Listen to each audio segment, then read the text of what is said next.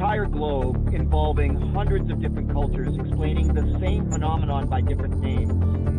The nature of the footprints, namely their remarkable consistency, their biomechanical appropriateness, those aspects that are extremely compelling.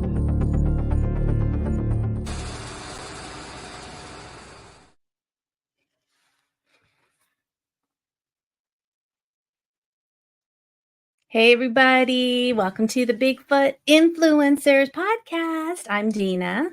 And I'm Tim. How you guys doing? Well, how you doing? How are you doing? I'm great. I'm doing good. Do you feel like we're far away? Maybe. Should we like scooch up a little bit? We're good. Okay. I don't know. I feel like we're far away. We have one of our friends who's going to be on the podcast today named Marc DeWerth, and he's in the green room right now doing funny things on the camera, but you guys can't see it. So I'm just cracking up about that. Go ahead. Do we have to call him our friend? He is We're our messing friend. with you, Marc. He's our friend. Okay, I guess. Yeah, he is. We love Marc. And Marc is really the person who has, I think really, like bridged us from being just interested in Bigfoot to really becoming into the Bigfoot world. He was one of the first people that we met at the Ohio Bigfoot Conference years ago. And we go every year. And it's probably, I would say definitely our favorite Bigfoot conference. It's coming up in May. May the 4th be with you. And so we thought we'd bring him on today so we could, hear about all the fun things that go on at the Ohio Bigfoot Conference. Yeah, we're going to talk about the conference. We're going to talk about the new speakers that he has this year. Yep. Anything new that's going on with the conference. Yep. And maybe if we have time, Marc may share a few of the new witness reports he's gotten. So if we have time. So. Yeah, because he's also a BFRO investigator. Yeah. And if you want to go back, if you want to learn more about Marc, go back to our other podcast that we had with him on. He kind of gets into who he is, how he got into the subject. And we're going to skip all that for this one. And we're going to jump right into it. So, woohoo. So let's bring Marc in. Marc's coming live from maybe his minivan, but he's here. The minivan. We love minivans. Actually, not a minivan. Oh, okay. I'm in the sports sedan today. Oh, so you didn't get rid of the minivan? No, I have two minivans. I just haven't. I just driving the sedan today. And yep, I was missed planning my minivan. I had one when I was a stay-at-home mom, and then I got my Jeep. But I missed the minivan because it was nice. If you were a true Bigfoot investigator, you would get rid of all your junky Jeeps and all those garbage vehicles and just get yourself a Sienna all-wheel drive or a Honda Odyssey, and you'll be fine because you can do so much more with them than with those worthless 4x4s made by Stellantis. Well, Marc, you just lost a whole bunch more friends. No, you didn't. No, he's true. Minivans are just, yeah, they're so comfortable that I actually accidentally fell asleep in one. Drove our son Noah all the way to somewhere in northern Jersey, and for a soccer game, but we had to leave the house at 4:00 in the morning. And so before the soccer game, they always, warm up. And so while they were warming up, I was like, what, I'm just going to lay my head down here in the little bench back here. I missed the whole entire game. Who won? Yay to minivans. I can attest going on some expeditions. I remember going to the Massachusetts expedition some years back and that John Wilk hosted, and I remember driving up into the Berkshire Mountains, and it was a torrential rainstorm. And I remember pulling into camp and seeing all these tents hovering, like if they weren't strapped down with weights and cables, they were all blown away with people inside of them. And I looked in the back of my van, I folded the one seat flat, moved to one seat over, threw my sleeping bag and mat down, and that was it. And I was like, wow, this is awesome. Yeah, I know. So, we're going to go camping for the first time at an Ohio Bigfoot expedition. I think you're also going to be there, Marc. I saw you there on the Facebook page. That's in the middle of May. So we are actually going to try to sleep in my Jeep, and we'll see how it goes. We're going to bring a tent, but then we're going to sleep in the Jeep just because I mean, I'm getting this impression that it's better to sleep in a vehicle than a tent. Well, it depends on how big your Jeep is, and if it's a flat floor is the key. Well, we'll get it flat. We'll figure it out. Yeah. Yeah, well, and that is the key, to have a flat floor. If not, just bring yourself a cot and put it inside the tent, and I think you'll be just fine. Okay, so here's a question for you, because this is also touches on a lot of camping ideas and such. I mean, how do you think the minivan held up in getting to some more remote areas? The way I drive, and some people can tell you this, I've got my minivan in and out of places that I can remember being in East Central Ohio near Tappan Lake. And for some reason, my GPS took me home this weird way. And I'm going up this hill, and it's literally a pitch like this. And I'm thinking to myself, why is it taking me up this dirt road to go home? And it literally went up, flattened, switched back up like this direction. And I knew one thing: if I stopped, I was done. So I just kept the pedal to the metal and just kept moving. Momentum. I get all the way to the top, and I'm like white knuckling it. It flattens out, and all of a sudden it cuts through this farm, like a lane between the two farms. And I finally get out to a state route, and I look over to my left, and there's 4 farmers sitting in a side-by-side in there with their jaws hanging out. So I rolled down the window. I said, "Excuse me, what's up?" They said, "Did you just come down from the bottom in that?" I said, "Yep." And they were like, "Oh, wow." And there I went flying home in the Odyssey, happy as a clam. But these It's that vans front-wheel get drive, anywhere. man. Well, it's all-wheel drive, right? No, Mark? Not the I had a Odyssey, but front-wheel drive, and it was awesome. yeah, it was just front wheel drive, but Yeah. they can do it. It's like I say, you just got to know how to drive in the situation and never stop is the key. Yeah. Yep, Keep your momentum absolutely. going, Yeah. and being Honda reliability, you don't have to worry. Nope. Nope. So, hey, there's our promo for getting yourself a minivan if you're into Bigfoot expeditions. But let's talk about Marc, because Marc is the organizer of the Ohio Bigfoot Conference. But, Marc, why don't you just give us like a quick little synopsis of who you are in the Bigfoot world? Quick. Oh, yeah, quick. Well, let's just say I've been in this field of study since 1989.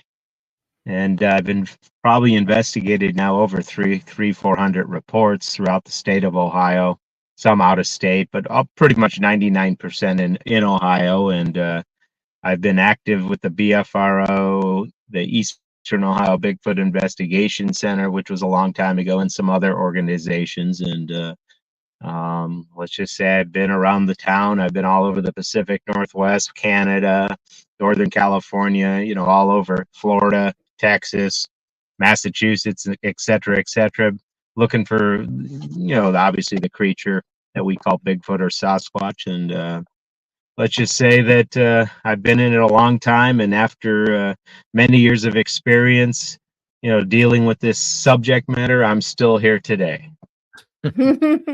And what you're going into what year is this for the Ohio Bigfoot Conference? I know last year was a pretty big 36th year, I think. Yeah. That's 36 years straight. There's been a Bigfoot conference in Ohio. Last year was our 35th. And Ohio has by far the longest standing Bigfoot conference in the world. And it's probably brought in, 100,000 people, if not more, over 35 years. I think because even back in the day, when it started out initially with only 50 people, they quickly got up to 150, 200 people within, 5-6 years. And, and let's face it, in some years at OBC, I mean, there's only so many tickets you can sell. But when I did have those overflow rooms, I mean, we'd have like 700 paid attendance, good 5-6 years straight. And so, yeah, there's been a lot of people that have come through, and, what can you say? It's just a good time. And I'm thinking that it's probably, Marc, maybe you would know better than us. I mean, it's got to be definitely one of the bigger Bigfoot conferences in the country. I mean, what would you say? the only thing I can say about that is if I had a place triple the size, I could Yeah. sell it out just as fast as what I have. But I'm So very maybe not happy. the biggest, but maybe the most sought after, because I Yeah, can it tell you the sells out. first time, No, yeah, it was crazy no trying to get event sells tickets. out as fast as OBC. Right, I mean, right. I even will double tier the tickets where I'll do like a certain group the first date and then come back a month later, do a second date, just so they all don't sell out instantaneously. And I mean, I've even been doing like soft openings where I don't even really kind of push it at all, with the hope that the ticket sales will slow down a little bit. Mm-hmm. And people who, especially people that are challenged at buying things online, some people don't know how to buy online, Yeah, and they you're get right. all upset and everything like that. So I try to enable it where, hey, you know what, send me a text message and I'll show you how you can just, I'll show you how to do it over the phone so you can purchase and don't have to worry about it. Because some people just are not capable of buying a ticket quickly. They're just Mm-hmm, not. mm-hmm, And mm-hmm. so, but in terms of popularity, and I think just sheer, I want to attend this event. I don't know if there's anyone in the country that has the sheer desirability to want to attend than OBC. Because I mean, let's face it, sitting in Salt Fork State Park, right in the middle of Guernsey County, and it's right in the middle of an area that has had some history of Bigfoot activity. And so people like that because, I mean, where else can you go? And go in your hotel room, take a shower, go out on your balcony, and there's woods right there, and a Bigfoot could walk right by. I Right. mean, does it Exactly. happen? Probably not. Could it happen? You never know. I mean, it's But I'll tell it you just. what, from those rooms, like there's deer out there all the time. Oh yeah, Being in yeah. those lodge rooms and there's just like deer. I mean, it's just like it's amazing how much wildlife is going on in the No. park in general. So, I mean, obviously a lot of people who are into Bigfoot have other outdoor activities that they enjoy, which is something that you can do there: hiking, fishing, boating, Golf. golfing. Horseback If your name's riding. Brad. Yeah. Hunting. I mean, do you have to bring your own horse? Do you know how that works? Yeah, they have a horse camp there and people bring their own horse, but there are horse Oh. liveries close by that you can rent horses and go into the park. They're right on the edge of the park, but on the backside. So you Oh, can horseback wow. ride. Yeah, I've horseback ride the park. It's beautiful. Yeah, that's fun. And then That could be a fun thing. And make sure that, let's remind the audience that even if you don't have a ticket, there's still a lot of things you can do that does not cost you anything. You want to get into that, Mark, Yeah. a little The bit? event is the speakers. Other than the speakers events, the rest of the event is free and open to the public. So if you just want to come down on Saturday and just enjoy the day, I mean, there's going to be probably 55 vendors on 3 floors, food trucks outside. All the speakers, when they're not presenting, will be out at their table in public accessible areas. So you can meet all your speakers and, buy books from them and get autographs, whatever you want. I mean, but like I say, there's going to be so many vendors of so many different types with so many different artistic qualities and different things that they sell that are Bigfoot or cryptid or paranormal related. And it's just a good, I always call this event a good family event. And that's the one thing I always stressed was make it the most family friendly, welcoming event you can have. Because, the idea is, making a first impression on someone is really important. And you know what? That's how you create, a following, let's say. Yeah, and it's good for every age group. I mean, even if, so if you've got like toddlers, okay, maybe they can't sit through a speaker, Right. but they would love to go wander around on a path, get your Yeti, Yes. so, and then you also, for older folks, retirees who are getting into the subject and want to learn more about it. Great thing about Ohio, I find, because we're on the East Coast, in Southern Delaware. So, Ohio is the hot spot. And there's this, and it's, Right. It's a 7-8 hour drive for us, or we could fly, but it's kind of like in the central of everything. So no matter where you live, it's not going to be too far to get to. Right. The Well, location. that's what I like about where Salt Fork sits. It sits pretty much at the I-77 I-70 junction, just a little bit north, and so it's accessible from the entire Midwest, East Coast, and from the south because of 77 going right through there. And you guys know, once you get off the highway at the exit, what's it, 20 minutes to the lodge? And it's really literally just driving through the park because the park's so big. I know. I think it's actually it might be longer. 20 minutes when you get to the park. Yeah. I mean, it's like 9 miles, I think. It's crazy. It's pretty far from when you turn off at 22 into the park. It's like 9 miles to the lodge. We were amazed at how big Salt Fork is. I mean, it's gigantic. You don't think about that happening. I don't even think it's our biggest state park in Ohio either. There might be a few that are a couple larger parks, but they just don't have the facilities that Salt Fork has. Another thing is Salt Fork is building a new nature center, and it's not going to be finished till next year. But when it is, it's going to have a full Bigfoot exhibit and everything in it. So they're going to it's going to be really nice. And and obviously it's so funny, and I know a lot of people that have maybe been going to Salt Fork for years, say like Don Keating. When Don and I used to go to that park, we'd get thrown out there at night. Like, what are you doing? They'd see it's Don. Oh, I know what you're here for. Beat it, or I'll arrest you.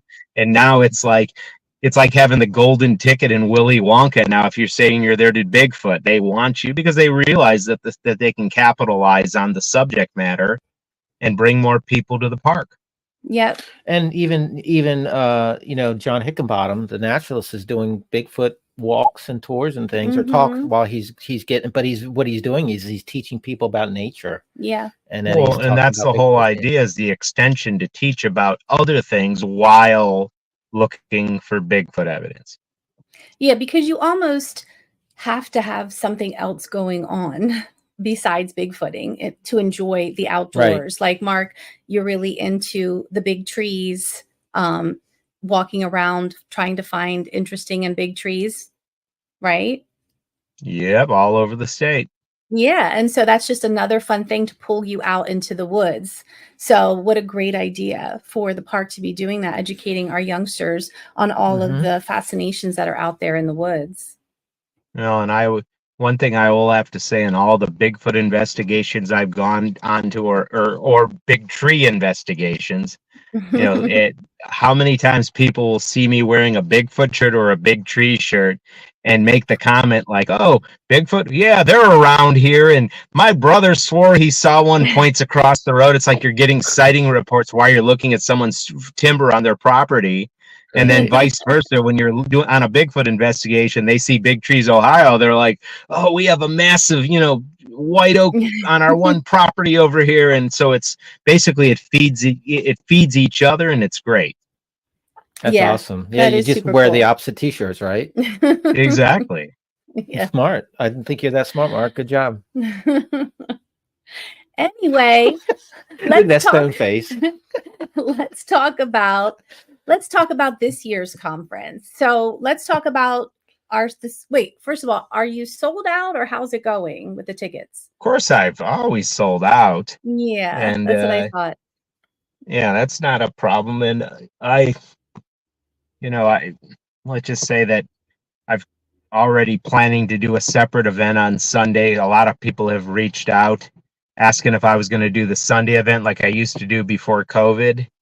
Mm-hmm. And I don't know if you guys remember it, the panel, but we do like a Sunday speaker panel for a few hours, so people that couldn't get tickets to the main event but wanted to hear the speakers talk about Bigfoot. And it looks like I'm going to do that because I've had probably 125 to 150 people reach out over the last few months asking if we were going to do that event, that they'd be interested. And so I'm probably going to make an announcement here. Well, I mean, obviously we're like 5 weeks out. So I'm probably going to make an announcement in the next few days and start getting sales set up for that. It'll be real inexpensive though, as compared to the main event, because it's only going to be a couple hours, but it'll be another way. So people, what time is that going to be? Like, what's the time frame? Morning, afternoon? It's going to be like noon to 2 on Sunday. like Oh, doors okay, open at cool. 11:30, and there'll be a Mhm. 2-hour panel interview or a panel discussion with all the speakers. And I Okay, might have cool. a few extra bonus people that are going to participate in the panel too, that are known people in the field. Good, a Cool. lot of fun. That's Yeah. very cool. So let's get into the speakers. Yeah. So do you want to get into, some of the speakers who are going to be there? What you want to start with a particular one, or you want me to start? Well, I guess you can name them and I'll make some comments. Well, let's start with a couple new speakers that I don't know if he's spoken here before. How about Darby Orcutt? Darby is someone that's new into the Bigfoot world, at least where he's known now in the Bigfoot world, and he him at North Carolina State University are doing DNA testing on possible Bigfoot hair samples and flesh samples, anything that can be submitted, with the hope that they'll collect proper DNA of an unclassified type upright walking creature, as we call Bigfoot. And I thought it would just be a great presentation to hear what he has to say and how he can help people get their samples off without contaminating them, and get them off to NC State for quick testing, and they'll get the testing done quickly. They'll be able to tell you what it is, what animal, what it isn't, et cetera, et cetera. And I think that's a must for the field, because unfortunately too many people collect samples of things and it never gets tested, so you never know. And so I mean, he's going to be brand new to OBC. He's a very nice man, and I'm excited to meet him in person. I've talked to him on the phone multiple times, and like I say, I think it's going to be a bright bulb of a presentation, especially the first time at OBC. And I think the what he's doing is the first ever university funded DNA testing of unknown things, if I'm not mistaken. Yes, exactly. Cool. It is Yeah. university funded, which is fabulous, and we need more people that fund things like this, that especially into the should I even say the paranormal, because things that are unusual, things that are unexplainable, and of course Bigfoot falls right in that category, with all these other weird creatures. But I think Bigfoot deserves a lot of legitimacy because it's been around so long. There's been tons of people looking and searching for evidence, and I think it's a good investment, I believe, for whoever the donors are that are funding this project. Definitely, yeah. We've talked to Darby quite a few times, and it's super cool what he's doing. Yeah. So I guess we can get into one of the next speakers. Yeah. How about do you want to go? Well, I'm sure that I'll mention one that I know Yeah. is coming back, Dr. Jeff Meldrum. Yes, Dr. Meldrum, of course, Idaho State University, PhD in multiple facets of primates and locomotion and things like that. And it'll be great to hear Jeff again, because he hasn't been here for a few years, and of course he had that little health scare. So it'll be awesome to see him, and be happy he's still around. And Jeff is Jeff. Everyone knows him. Everyone loves him. He's a great guy. I've known Jeff since like the mid '90s. He came to Ohio, and he was a young sprite back then. And and we've hiked many times in the woods in Ohio, and he's always intrigued about things he finds, and just looking around and checking out topography. And you know what? I think it's just he's just a huge draw, and just a really nice guy. So I mean, that's really Jeff doesn't need much explanation, and he's just a wonderful person. Yeah, he is definitely. But you got to have a funny Jeff story, since you've known him since the mid '90s, that no one else knows about, or most people don't know about, that you can share. Wait for putting Mark on the spot. Not Bigfoot related, but I remember I was living in Strongsville, Ohio, and back then I just had 2 bedrooms, I believe, in the house I was renting at the time. And Jeff stayed with me, and he just slept on the couch down in my basement. Well, I had this black cat, and I had these white walls, these concrete walls in the basement, and Jeff's laying there on the couch with his electric laser thing, going up and down the wall, and I keep looking downstairs, seeing the cat jumping like 10 feet up in the air, 10 feet up in the air. And he sat there and tortured that cat. It seemed like for days over that laser pointer. And, it was definitely interesting. Another good story was we were hiking over near the Woodbury Wildlife Area. We came in off of County Road 541 or State Route 541 on that side of Woodbury. And it was during the cicada season. So the sound in the air was so deafening, you could barely hear people talk. We witnessed, as we were coming down this hiking path, a black rat snake that had to be, it had to be 10 feet long. Yeah. It was mammoth, and it was so fat because it was so full of all the cicadas it kept eating. Ooh. And when it crossed the trail, it just kept going and going, and we were just blown away. It was massive for a rat snake, because rat snakes are constrictors, but they'll eat anything. But there were cicadas everywhere. That is amazing. Wow, that's so cool. Yeah, we have those too. I've sent Tim into battle a few. Because we set up these cute little nests for the rat snakes, yeah. I thought you meant the cicadas, for swallows, because we have a lot of mosquitoes. Yeah, so we want the barn swallows. And so with a vine I have growing up the house, a snake climbed up and was in the nest, and I was screaming. And Tim, I don't think you were screaming as much as our neighbor across the street was, and he was a little scared. But we won't say his name. No, he wasn't screaming. We won't say his name. Okay, John. But anyway, Tim got a ladder, and he's like, "What do I do?" I'm like, "Grab it!" And he's hesitant because it's this gigantic snake. It was pretty big. I Yeah, know. yeah. But anyway, so we have experience with rat snakes too. But anyway, so who's next up? How about our friend and producer and publisher? And I don't think Doug Highcheck is coming in, which is really exciting. He's never spoken at OBC, right? Hold on real quick.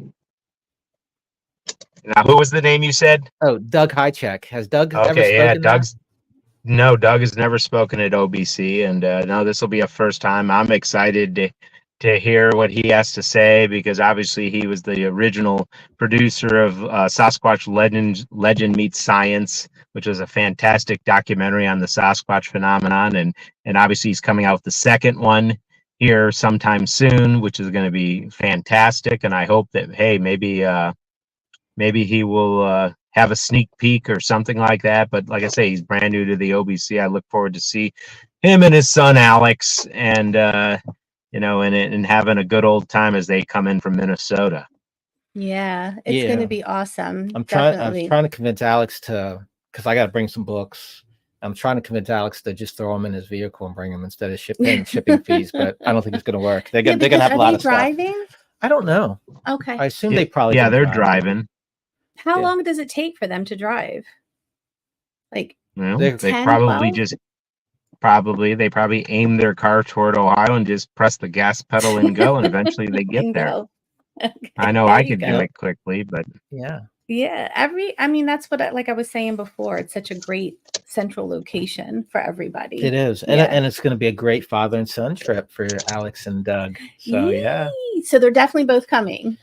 Yes. Okay. Woo. That's going to be, because we've never met them in person. No, I know. So weird. We talk to them all the time.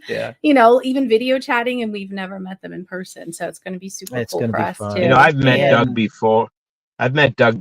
And I think maybe it was at Creature Weekend. I can't remember. It was in Ohio somewhere, but it was many years ago. Okay. And like I say, I'm pretty picky on speakers, as you know. So typically, whoever Tim recommends, I deny. Yeah, well, although a couple of them are here this one, so we'll just Yeah. But yeah, he does. He kicks a lot of them back at me, but which is good, because sometimes Mark says it's, if they're speaking at in the vicinity at the same year or so, he just doesn't want to bring them in. So that's pretty cool. Keep them fresh. So for the folks who come in. How about our good friend, Mr. Matt Pruitt's coming in to speak, right? Yep. Well, this will be good, because Matt came in during a COVID year where he had to do dual talks to smaller crowds. But, I've never seen him talk because I never had the time, but I heard he's a great speaker. He's super knowledgeable. His new book is fantastic. And I think Matt's, he's one of those stars, the new star in the Bigfoot world, and I think his future is nothing but up. And like I say, everyone speaks super highly of him, and I like people that work hard and put their feet on the ground and get into the woods and research. And he did And that he's for definitely many done that. years, Yeah. and it's paying off. And he is new. Well, you say new, but he's been doing this for 20 years. Yeah. He's Yeah. just Well, I mean, he's still- new, but he's quiet. He's quietly new. Yeah, that's so cool. Yeah, He's been quiet, but I think Per- now he's definitely out and about more for Mhm. sure. With Oh his yeah, book. most definitely. Yeah, for sure. yeah. Well, we met him at the first conference too, and didn't realize we met him until a couple of years later. I said, "Oh yeah, Matt. We were hanging out." I remember Yeah. Matt. Well, you I do. remember yeah. him. So Tim's got an old lady brain. I know. He doesn't remember everything. I get that from Mark. Yeah, I think you get that from who. Oh my God. I We're won't not. say who, We're but not doing this on the know who. podcast. Yeah, Mark. yeah. yes, I know. Anyway, So who's another speaker? so we can get into Cliff Bergman's going to be Oh, here. yay. Woo, we love Cliff. We just saw Cliff too. Yeah, So- well, Cliff is someone I always plan to have every year if he wants to come, because Cliff is just what I call the class act, ultimate good guy of the Bigfoot community. And he's constantly promoting Bigfoot, even not just at his museum, but with all his field work he puts in. And, every time I talk to him, there's some kind of new form of tracks or something that he's collected or his team's been collecting. And, there's always going to be a new updated story. And like I say, Cliff is just so likable. He's just such a nice guy. Him and Melissa are fantastic. And of course, their dog Sochi. And just wonderful people. And, like I say, I could have him every year. And he's always, every year I tell him, if you want to come, you're there. Yeah. And it's that simple. And, like I say, I'm he's a pretty good friend, sure great we- person. He's Class there act. every year. He's Yep. there every year, right, Mark? Pretty much. I think he's In maybe missed 2020. 1 year. No, I think he was there in 2020, wasn't he? It was like August 2020. Yeah, We were maybe. there. But I think he did miss 1 year. And I can't remember what year Okay. I wasn't able to have him. But Mhm. there was a year, I think, that he couldn't come because he was double booked or something. Gotcha. Yeah. Gotcha. And before we get to the MC, who's going to be my, who's after last year's amazing MC, you had. Who else? Did I miss any speakers, Mark? Not that I know of. I can't think of any, but I think you covered them all. And, Really? That's all? That's Wait. a lot. I know it's a lot because you only do it in one day, so there's it's always 5. Yeah. Okay. And who knows? Okay. If the Friday VIP dinner that the lodge hosts, there might be a secret presentation there, but that's all I know. I don't know That much of sounds like- anything other than That that. sounds like fun. Do we have tickets for that? Is it too late? We do. I don't know. I we told do Tim have to get his tickets, You got so it. I have did. no clue. I I got know the as of- tickets. As of a few days ago, they had like 15 tickets left. Now they have 13. No, I got them a little. No, I know. I'm joking. So, and I know I'm way late for this, but we've got a couple of friends coming out too. We And, do. Yeah, Jay is coming out for the first time. Shout out to Jay. So I'm going to make Ooh, sure I yay, introduce Mark Jay's DeWerth coming. Woohoo. and our friend Scott, who we know Scott. Woo, So woo, we're going to have Scott's fun with them. And coming. there's going to be a bunch of other folks there too. Mhm. So who's the MC this year, Mark? The MC is the Mr. Tea and Crumpets himself, Adam Davies. And He's Adam gonna is be the- awesome. Adam is just, I love that guy. He's just a fun dude, and he's just down to earth, a great Brit. And just, like I say, I enjoy talking with him. I enjoy hanging with him. We've done some stuff on the road. Him, Coyote, and I've had a good time. And he's just a really good guy, and he's a good friend, and he's very, very generous when it comes to his time for people and everything like that. And like I say, he's I call him the Austin Powers of Bigfoot. And I want him to dress up as Austin Powers one year. I think he'd be fantastic. Oh my God, he would be awesome. He Yeah, could be last fun. year we sat, when we all had to get dinner together on Sunday, we sat with Adams and we were literally in hysterics with him. Like, like when you can't stop laughing. Yes. It was like one of those things, and it was awesome. He's such a great person to hang out with. And let's mention. Go ahead, Mark. I said, I mean, yeah, he's just a good chap, and like I say, he's another one that he's always welcomed at OBC. Yeah, for sure. So, but also, just because there's speakers and there's folks, there's a lot of other folks that will be there just hanging out, walking around. I mean, obviously Coyote will be there, and Sonia and Mr. Russ Jones or Dr. Russ Jones, and Brad should be there as well. There's always a bunch of people. A lot of podcast owners will be set up in the vendor areas. So different podcasts that all you folks listen to, a lot of them will be set up at OBC. And like I say, there's just going to be so many people, that, they're all going to be there in one way, shape, or another. So, and the great thing about Salt Fork is that it is, the lodge it's a lodge and it's decent size, but it's cozy enough where you just run into people constantly that through the Bigfoot world, whether it's checking in to your cabin, or going down to the gym, or down at the lounge. You just have they're just hanging out with everybody. So it's I would definitely say it's probably the prime place. It's cozy too, because Mark puts on. There's always things going on, like bonfires. Yeah. That the guests and speakers all hang out at, and there's always things that you're just. It's really intimate, and I think that's what's cool, and people get to know the people who are there. And you could do everything from like camping in a tent to getting a little more bougie and getting a cabin on the lake. I mean, you've got the lodge. There's just so many ways to stay there. You can sleep in Mark's minivan. Yep, you could. You could sleep in the minivan, or like some people sleep in the ditch.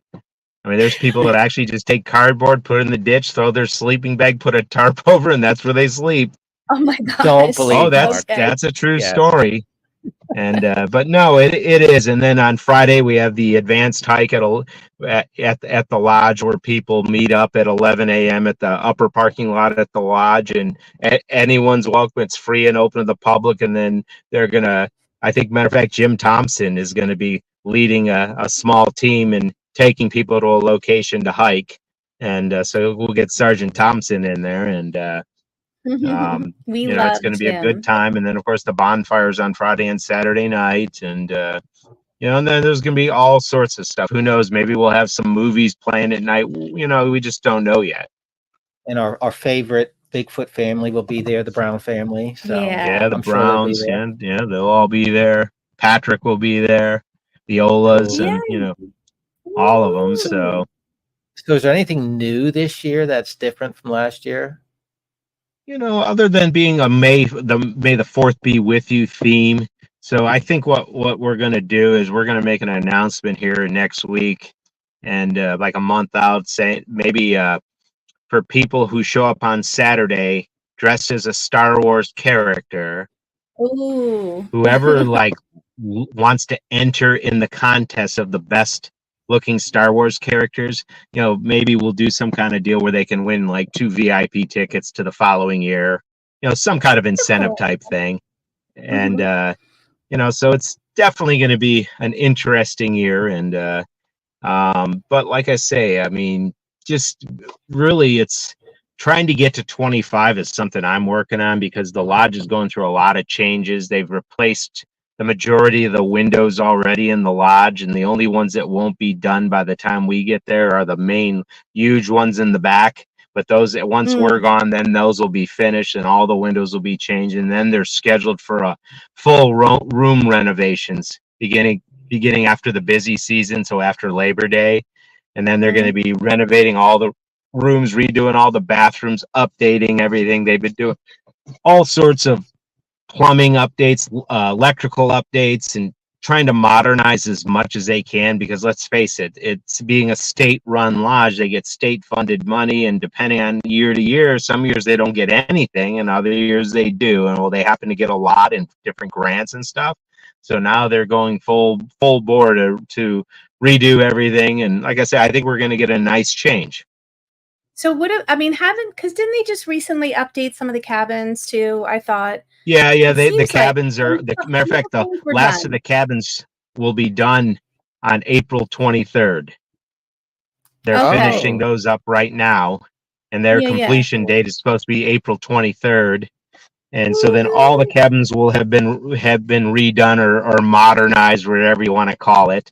And then, like I say, then the lodge rooms will be the big thing for this coming fall. That's going to be fun. I'm excited about the cabin.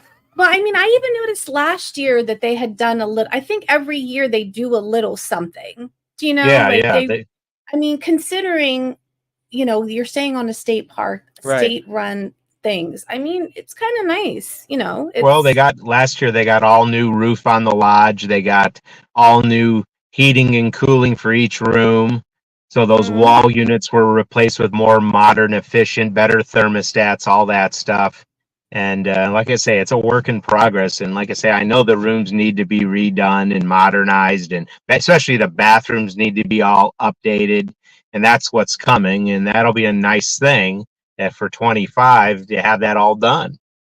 Yeah, that's going to be really exciting, especially for all the people who stay in the lodge. Yep. Exactly. And then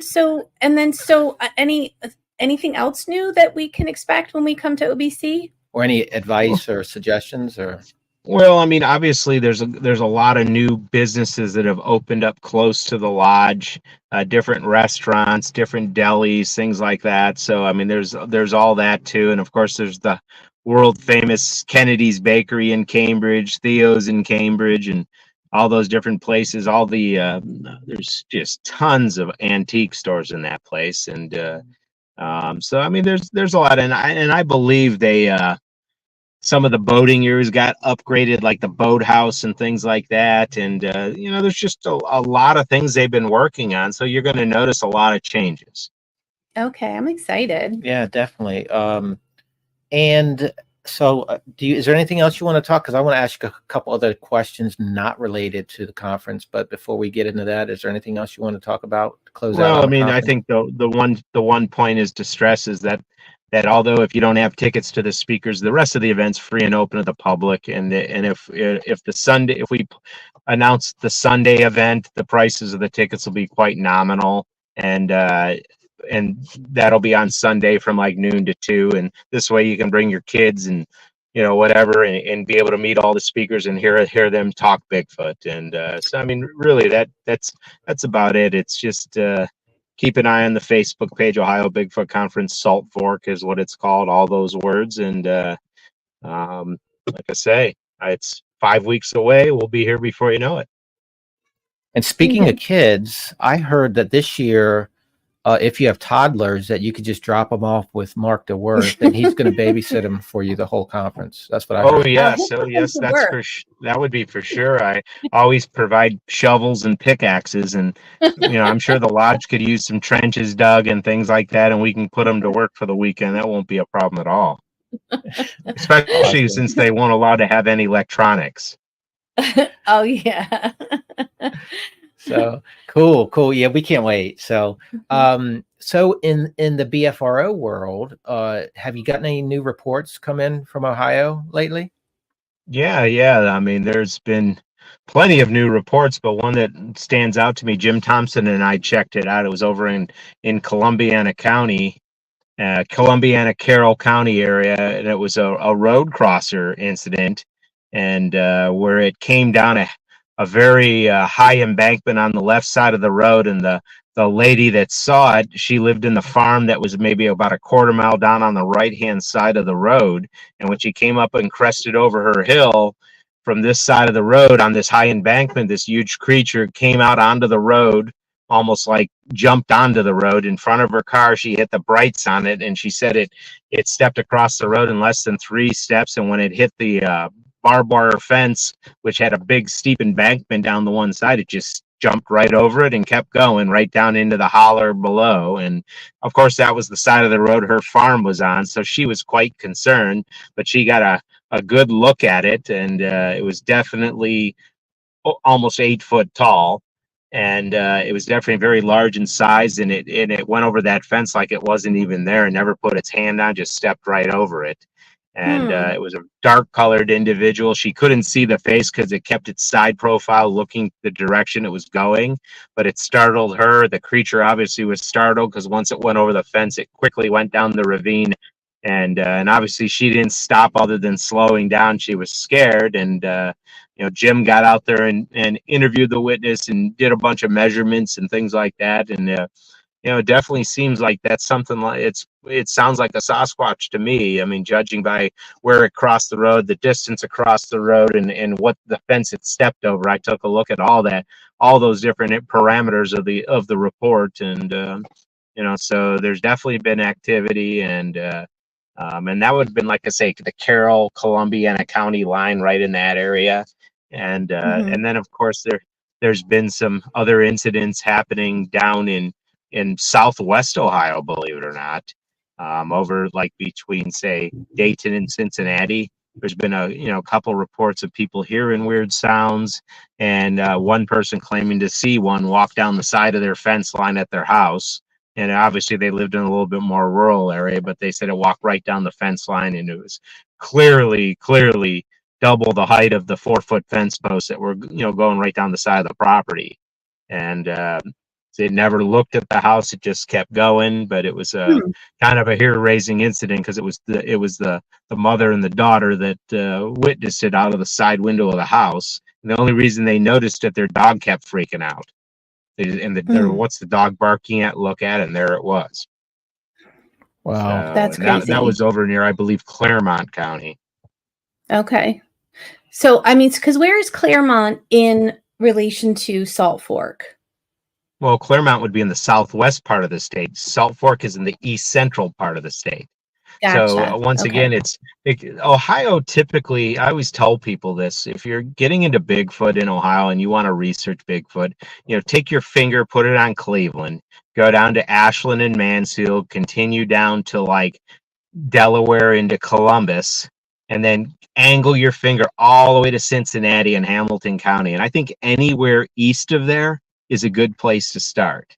You just need to find a good water source with lots of woods and and obviously population, lack of population density. And I think you could have a potential area to look into because they're going to follow the waterways. They're going to follow the food source, which is deer. I always tell people, whatever state you live in, go over your state, your records for how many deer were harvested in the state, and then break it down by county and see where the counties that have the most deer taken. And usually those counties, you can overlap them with the Bigfoot sighting maps for your state, and they're going to line right up because they're after deer just as much as our hunters are. So the deer know where to live, where they need food to live on, and they need water and shelter, and those are where the Bigfoots are going to be too. So, hey, Mark, there in Ohio, what can you say about the difference in seasons compared to Bigfoot sightings? Like, is there a season where you see more, where you see less? Well, I mean, here's what I think your most sightings are going to be happening in early spring and then late fall. That's the transition where there's not a lot of leaves on the trees in early spring. And then in late fall, a lot of the trees have fallen to the ground because you can actually see in the woods. Where in the summer, there are sightings, but once they hit the wood line, it's so thick that once they're in, they could be 10 feet in sitting down and we wouldn't have a clue. And for 98% of the people, no one's going to go in after it. So they're going to be scared to death to do it. So they could be right in there. You just wouldn't know it. Where the winter time, I think they're around in the winter, but here's the problem. Other than some dope like me, who's going to be out hiking around in the winter in the cold? I mean, and that's the truth. I mean, I get out in the woods all the time. Well, and there you go. So it's when you're walking around areas in the winter, especially after a week of fresh snow, and all of a sudden you see a weird looking track line. What does that tell you? I mean, so you have to like I always tell people, don't think just because it's winter out that there's going to be, any issues of no Bigfoot being around. They're around somewhere, just maybe not in all the quantity. Maybe they move farther south, but let's face it, our winters haven't been as harsh as they have been in the past. So you just never Right. know. And there also might be less sightings in the winter because there's less There's people less out and about. Right. people, Right. yes, and less people Mhm. out in the woods, which is going to Mhm. be a small percentage of what normally is out in the summer in the warmer months. Mhm. So all of a sudden you go to an area that could have hundreds of thousands of people coming through on a monthly basis, where then it becomes hundreds of people. That's it. Mhm. So the numbers are skewed, and then the Bigfoots, like I say, they just stay far up on the ridges, down in the thickets and the hollers where people don't want to hike back into because it's cold, it's far, so, and that's one thing I do is when I get access to people's property, say to look at trees, I am always looking everything in terms of travel, game trails in and out, water pathways in and out. And don't think for a second while I'm gloating over a massive tree, I am not looking for signs of Bigfoot. Believe me, I look. And Mhm. so I'm always keeping my eyes open for anything, maybe never even saying the word, just to myself.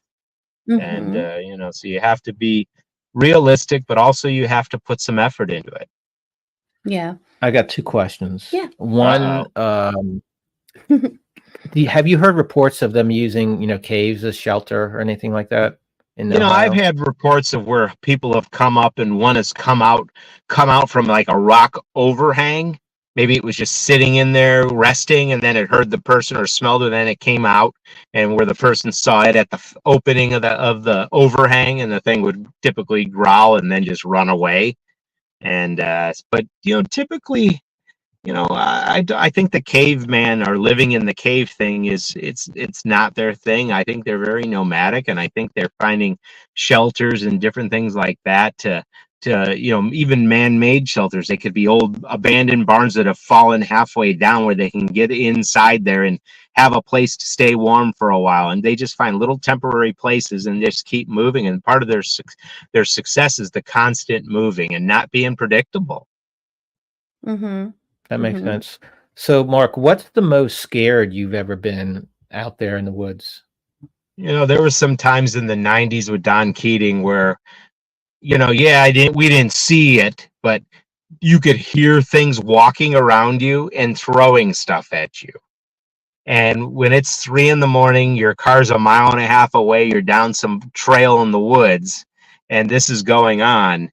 You know what? Especially for someone like me that didn't have as much experience as, say, Don did, when you feel your legs wobbling, obviously you're scared, and that leads to the old saying that common sense kicks in. And when something scares you, if you're a normal person, common sense is going to kick in and you're going to try to get away from it. And there was a few Mhm. times where I had to hold on to a trunk of a tree or something just so my legs didn't turn to jello and I fell down. And because it was definitely scary. I had something one time bluff charge me, and I didn't see what it was, but it was coming through the woods like no tomorrow. But it made the loudest pounding sound, like something pounding its chest. It was so Wow. loud. There was 2 people with me that every time it hit, you heard the boom, boom, boom. Your hair would stand up, and it was Wow. terrifying. But I mean, once What's again, we didn't see it, but because it was pitch black at 2 a.m. But it's still it was scary. Wow. Someone told People me would though lie that to you and say they're not scared because once again, common sense kicks in. You're going to be scared. wow. Yeah, someone told me once that you grabbed a tree and your legs were wobbling the first time you met me. Well, I did because I had to keep your wife off of Dr. Meldrum. And so she was so strong, my legs were wobbling, trying to fend her off to go say hi to Jeff. So, yes, you're telling the truth. That's so funny. Yeah. I remember Dana goes, "Is that Dr. Meldrum? Oh my God." She just pushed you aside. You fell to the floor. And He's a cool dude. Yeah. of course he is. He's a cool dude. He is. Now I'm not so gushy. I don't want him to feel uncomfortable. I don't want to make him like I'm a crazy fan or something. So You mean a crazy so what else, Bigfoot Mark? groupie? basically. Oh. Well, this Well, is what cool. else? I It has mean, been yeah. cool. let's just say this, that it's nice to have a big network of investigators in the BFRO in Ohio, because I really don't have to assign myself to any reports anymore. And I might take one here and there close, look into it, especially one that I think is probably not true. I'll go and interview the witness, and 99% of the time they're not true. But then you get that small percentage where, hey, wow, this one surprised me. And because I try to be super skeptical, because I feel like for healthy documentation of an unknown entity like Bigfoot, you have to be as skeptical as possible and try to rule everything out before making an assumption that it could be a Bigfoot. Because if not, I don't think you're doing due diligence for yourself, but for the community as a whole, especially because there's so much hoaxing going on and so many people Yeah. that think everything is Bigfoot. I mean, and that dilutes the quality of information that becomes good data. Absolutely. That's good advice Yeah. there. Yeah. Or just good comments there. 100% agree, Mark. It's been awesome to have you on, Mark. We can't wait to see you in May. Well, I appreciate it. I guess I'll see you guys in 5 weeks. And Yeah. don't worry, Tim. Whoop, whoop. 5 weeks you can get to see the see me. excitement on So my face. you'll get there eventually. I've got it marked off on the calendar. It says Mark, one more day. Day one more by day, to huh? Yeah. Yeah. Hey, I remember this before we get off here. So I remember getting a call from the lodge, maybe 2016, where someone showed up a week early. They booked their room a week early. What? Don't ask me why or how, but they did everything wrong. I mean, and even though they had tickets, they booked the wrong weekend. I didn't And have a space. So.